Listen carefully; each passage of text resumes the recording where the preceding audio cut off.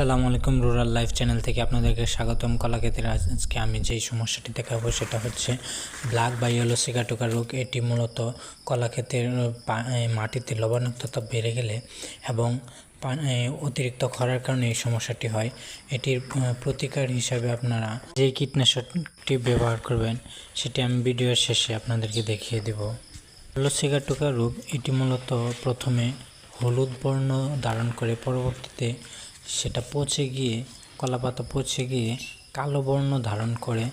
যদি কলাপাতা অতিরিক্ত এই বর্ণ ধারণ করে তাহলে অতিরিক্ত বর্ণ ধারণ করা কলাপাতাগুলো ছাটিয়ে দিবেন যেন বাকি গাছগুলোতে ছড়িয়ে না পড়ে। এর জন্য আমি ব্যবহার করেছি অটোস্টিন 50W।